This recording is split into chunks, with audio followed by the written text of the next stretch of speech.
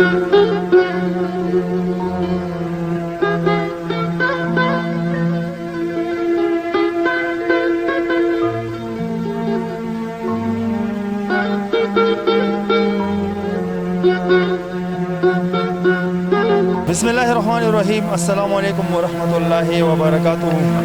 नाज़रीन, मैं यहाँ रास्ते पे गुज़र रहा था बटखेरा में, तो सामने आप लोग देख रहे हैं कि केला बेचने वाले जो केले बेच रहे हैं, एक छोटी सी बच्ची और एक छोटा सा नन्हा बच्चा यहाँ पर बैठा है।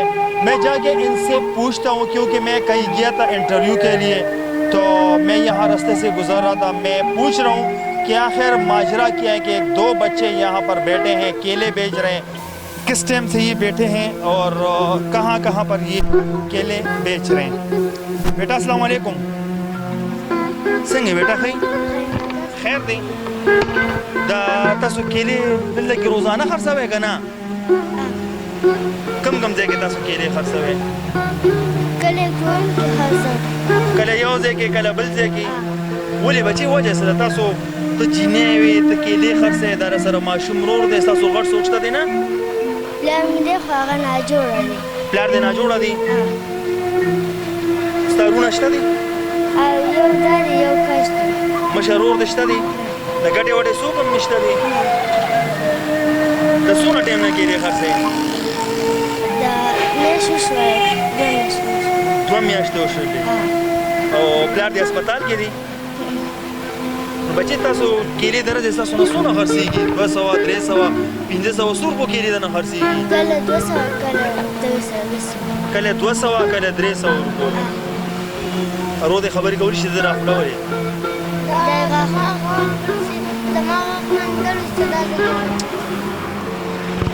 تا د څه مسله ده بچي؟ ما په دې غاښ دړو ایسته داسې ګیره ورسره راوپړسېدو. ښه، په غاښ باندې د دړو نو خوله دې ورسره راوپړسېدله. دا تاسو روزانه دا کیلې خرڅوئ؟ دا ستا خور ده؟ ستا نوم څه دی؟ زما نوم صفت الله. صفت الله. مشر ورور دې شته؟ نه. نشته دی؟ پلار دې بیمار دی؟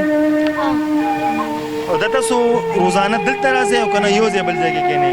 یو ځای بل ځای کښېنم. کله سټاپونه بدلوئ، کله یو ځای کله بل ځای، کله یو ځای کله بل ځای. نو د بټخیله ماشاءالله نامتو خلک دي، دلته کې ښه مالدار ترین خلک دي الحمدلله.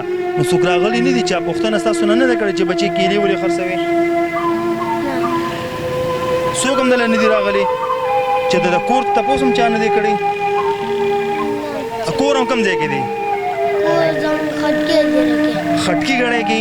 خټکي اجیرې کې. خټکي اجیرې کې؟ اوس تاسو د څونه پیسو ضرورت دی؟ زمونږ پیسو ته څونه پیسو ته ضرورت دی؟ 10,000 15,000 2,000 زر څونه پیسو ته ضرورت دی؟ زما 15,000 روپۍ. ما پلار دوايي وشي او زموږ کور ته سودا راغله. او چې کور کې سودا هم نه کېږي، د پلار دوايي دې مو شي. ښه، چې زه تاسو له پیسې درکړم نو څونه ټایم به بیا کیلې نه خرڅوئ؟ پلار موبایل نمبر دې شته؟ د پلار موبایل نمبر به راته ووایې. اسمان نه غواړي. نو ما ته به د موبایل نمبر ووایې او زه درله پیسې درکوم. په دې به ځان له اوړه والې، وړي والې، چیني به والې، که 15 ورځې وي که 10 ورځې وي، هر څومره ورځې چې وي تاسو دغه کرایې خلاص د کور او دغه د څه ته بجلي بیل. کرایې د کور څونه ده؟ دغه څونه؟ 3,500. 3,500. اوس دنه کرایې ورته باندې کرایې شاټ ته؟ او دغه نیکان ویلي وایي کرایې راکړئ، کرایې مې رانکړه کندې کور نه وځئ. څه چې کرایې مو رانه کړه نو بیا د کوره وځې؟ خو بچې ما سره خو په دې ټایم کې دونه وس نه لرم. په جیب کې چې راته څونه پیسې دي نو د دې نه به داسې وکړم که نه تاسو له به دې زه دا نورې به ځان ته پرېږدو او بیا به انشاءالله چې ستاسو د موبایل نمبر ورکړم که نه نو که تاسو ته بیا چا راولېږلي زه ستاسو د موبایل به نمبر زه ورکړم. پلار ته به دې ووایې چې بیا به نمبر اټین کوي. تاسو د پټخیرې کې د کوم ځای؟ خټکي کې دي. ٹھیک شله. اچھا ناظرین بچې اوس داسې چلو که دا کیلې واله که نه او تاسو کور ته ځئ ښه؟ ٹھیک شله بچې دا پیسې واله او کور ته ځه ښه؟ بچې دا واله او کور ته ځئ ښه؟ زه ستاسو د موبایل نمبر چې کوم دی نو زه درځم